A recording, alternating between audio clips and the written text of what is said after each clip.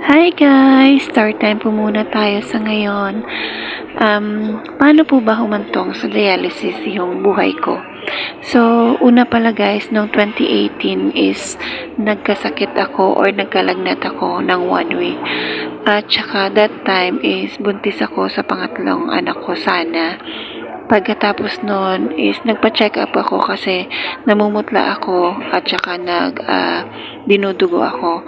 Pagdating ko dun sa OB, pina-ultrasound ako at nasa 5 weeks na daw yung baby ko sana. Nagpa-lab test din ako. Bumababa yung platelet ko kaya sabi ng doktor kailangan kong admit ng ospital. At saka first talagang ma-admit simula ng bata ako. At saka habang naka-admit ako guys, nalaman nila na sobrang taas ng creatinine ko, nasa 7 at that time. Yung pinaka-norm creatinine kasi is 1 lang. Ang problema guys, hindi namin alam kung ano yung sakit ko kasi sobrang wala akong mga symptoms na nararamdaman during that time. Sabi ng doktor, kailangan kong magpa-abdominal ultrasound at saka after ng result, nakita nila na pumuputi yung dalawa kong kidney. Dalawa ko talagang kidney is parang nalilikupan siya ng white or puti yung kidneys ko. Wala siyang crystals, wala siyang gasgas, hindi siya lumalaki, hindi din siya lumiliit. Yun lang po yung nakikita nila. So, nagtataka yung IM ko that time. So, sabi niya, paglabas ko ng ospital, kailangan kong nephrologist yung para sa kidneys. So, after 1 week ata yun, lumabas na ako. At saka, nag-visit ako sa nephrologist at sabi ng nephrologist, pag buntis ka, kung 7 yung kreya mo, kailangan mong i-dialysis. So, sobrang nanghihina ako ng loob nun kasi wala akong idea kung anong dialysis. At saka, kasi akala ko yung dialysis parang cancer na kailangan mo chemotherapy, ganyan-ganyan. Kasi dami nagsasabi na huwag kang magpa-dialysis, ang hirap pag-dialysis. So, ayun, sobrang nasada ko noon. At saka sabi ng doktor, parang hindi naman daw ako buntis, kaya kailangan kong magpa-test ulit. Bali, serum test yon sa dugo kung i-check kung buntis ka. Pero before ako na-admit, nasa ultrasound talaga na 5 weeks. So, nagpa-laboratory ako, serum tests para malaman kung pregnant ako. Kasi pag pregnant ako, kailangan ko talagang i-dialysis. So, yung ginawa ko guys, sobrang nanalangin ako kay Lord na Lord, sana wag na lang, sana hindi na lang ako buntis, sana tatanggapin ko na lang kaysa magsasuffer ako at saka yung baby ko kung sakaling matuloy man, mahihirapan talaga ako kung masusustain yung dialysis. Naawa ako sa baby ko, parang ganun, kasi hindi lang naman ako magsasuffer, pati yung anak ko magsasuffer din. Kaya nung nagpa-lab na ako, nagantay talaga ako ng 1 to 2 hours.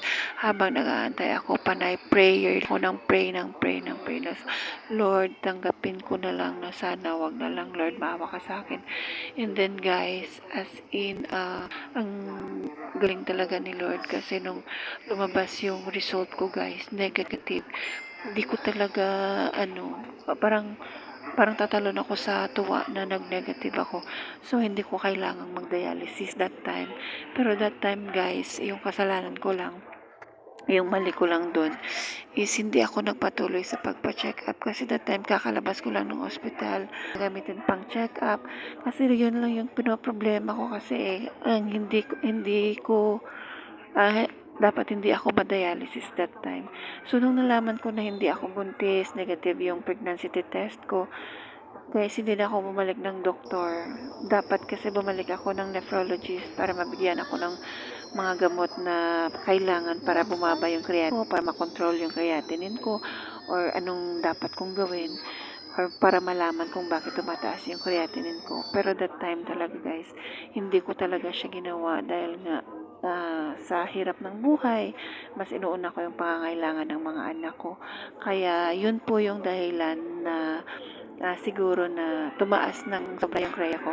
2008 time, and then ina-adjust ko yung mga pagkain ko sa loob ng 3 years kasi 2021 ako na dialysis.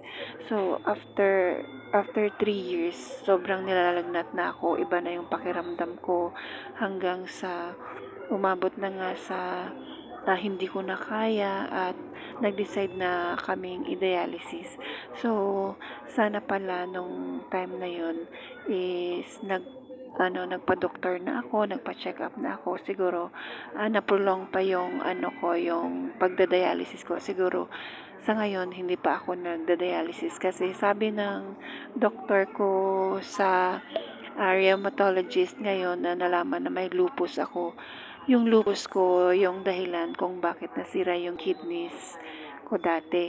So, pagtaas ng creatinine ko, maaagapan pa sana. Tapos yung sakit ko, magagamot pa sana at hindi sana aabot sa dialysis. Kaya, guys, kung may mga signs and symptoms na kayo na hindi normal sa inyo, magpa-check na kayo, magpa-doktor na kayo, at saka kung anong advice ng din nyo lang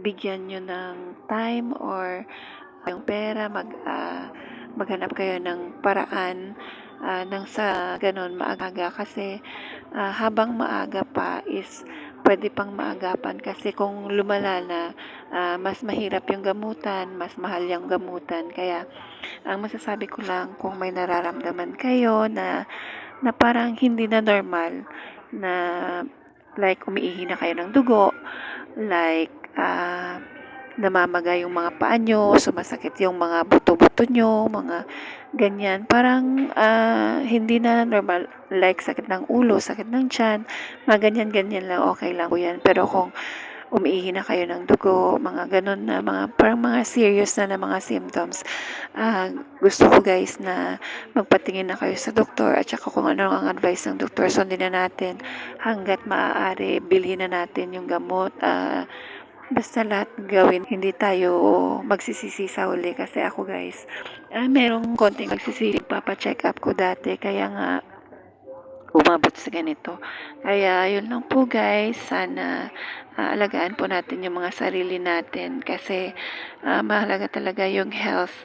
Mahirap tayo pero kung health na yung pag-uusapan, sobrang mas mahirap talaga. Kaya sinishare ko to sa inyo para maging aware din ka nga health nyo. Yun lang po guys for today's video. Maraming salamat po sa panonood at salamat po sa suporta. Sana po sa hindi pa naka-follow sa page ko, please follow, support me kasi gusto ko lang po gawin to, makashare din po ako sa inyo. Yun lang po, bye guys, God bless po sa lahat.